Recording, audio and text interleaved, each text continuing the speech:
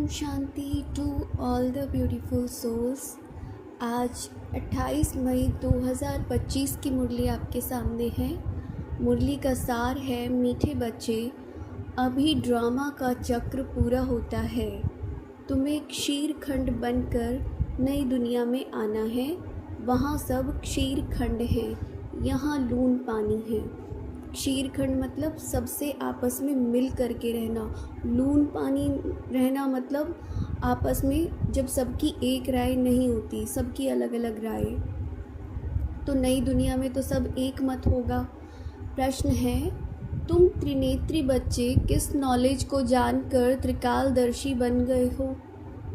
उत्तर दिया बाबा ने, तुम्हें अभी सारे वर्ल्ड की हिस्ट्री ज्योग्राफी की नॉलेज मिलती है।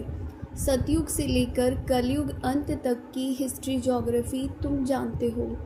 तुम्हें ज्ञान का तीसरा नेत्र मिला है कि आत्मा एक शरीर छोड़ दूसरा लेती है। संस्कार आत्मा में है।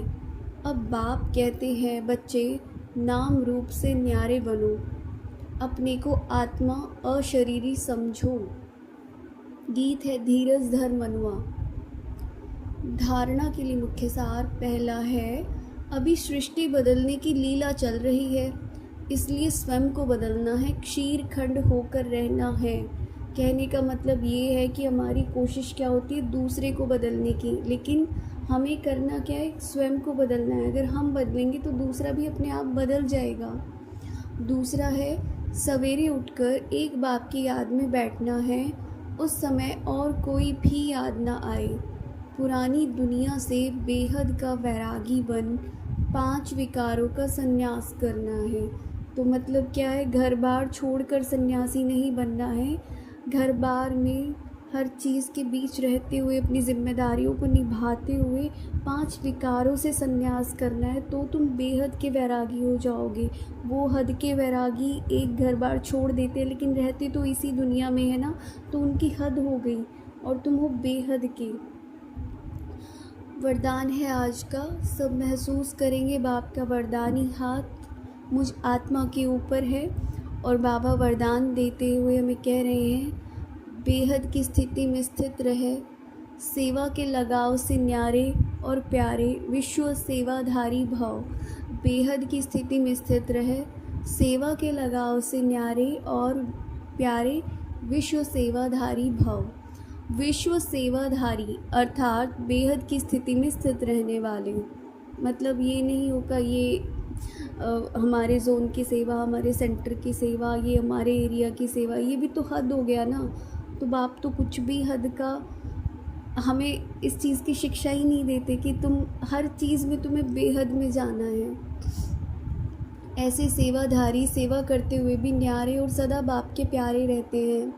सेवा के लगाव में नहीं आते, क्योंकि सेवा का लगाव भी सोने की जंजीर है। किसी को अपनी सेवा से इतना प्यार हो जाता है कि उसको सिर्फ कि ये तो मेरी सेवा है, किसी और को भी कैसे दे सकते हैं, अगर किसी और को दे दी जाए तो वो एक तरीके से ये तो मोह में बंध गए हम किसी चीज़ के लगाव में। यह बंधन बेहद से हद में ले आता है। इसलिए देह की स्मृति से, ईश्वरीय संबंध से, सेवा के साधनों के लगाव से न्यारे और बाप के प्यारे बनो, तो विश्व सेवाधारी का वरदान प्राप्त हो जाएगा और सदा सफलता मिलती रहेगी। स्लोगन है, व्यर्थ संकल्पों को 1 सेकंड में स्टॉप करने की रिहर्सल करो तो शक्तिशाली बन जाएंगे। 1 सेकंड में बीच बीच में प्रैक्टिस करते रहो कि फुल स्टॉप लगाना है, रिहर्सल करनी है। और स्पेशली जब कोई हिलाने वाला टाइम हो उस समय देखना है कि हमारी क्या स्थिति है। तो फुल स्टॉप लगाने की बाबा ने बोला है, प्रैक्टिस करनी है, क्योंकि ये प्रैक्टिस अंत में काम आएगी। अव्यक्त इशारा है आज का, रूहानी रॉयल्टी और प्योरिटी की पर्सनालिटी धारण करो। आप सबकी पहली प्रवृत्ति है अपनी देह की प्रवृत्ति, और फिर है देह के संबंध की प्रवृत्ति, क्योंकि सबसे पहले तो अपनी देह है और देह से जुड़ के ही हमारे सारे संबंध हैं। इस देह के ही तो माता पिता है, इस देह के भाई बहन हैं, इसी देह के दोस्त हैं, रिश्तेदार हैं। तो सबसे पहली देह हो गई, फिर उसके संबंध। तो पहली प्रवृत्ति देह की हर कर्मेंद्रिय को पवित्र बनाना है।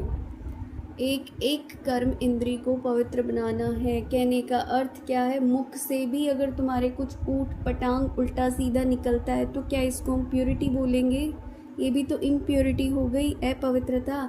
इन कानों से कुछ भी उल्टा सीधा हम सुन रहे हैं, किसी की निंदा, किसी की चुगली या कुछ भी, अगर हमें रस आ रहा है बाहर की वेस्ट बातों में, दुनियावी बातों में, तो क्या ये प्योरिटी कहलाएगी? अगर इन आँखों से हम ऊट पटांग सब कुछ गंदा देख रहे हैं तो क्या ये पवित्रता कहलाएगी? तो अपनी एक एक कर्मेंद्री को पवित्र बनाना है, उन सब चीज़ों से अलग करते जाना है। जब तक देह की प्रवृत्ति को पवित्र नहीं बनाया है तब तक देह के संबंध की प्रवृत्ति, चाहे हद की हो चाहे बेहद की हो, उसको भी पवित्र नहीं बना सकेंगे, क्योंकि वो खुद से शुरू होती है। सबसे पहले बीज अपने अंदर है। तो पहले अपने आप से पूछो कि अपने शरीर रूपी घर को, अर्थात संकल्पों को, बुद्धि को, नयनों को, मुख को रूहानी अर्थात पवित्र बनाया है। ऐसी पवित्र आत्माएं ही महान हैं, जो इस तरह से अपने आप को पवित्र बना लेती है, पहले देह से, फिर देह के संबंधों से। अच्छा, ओम शांति।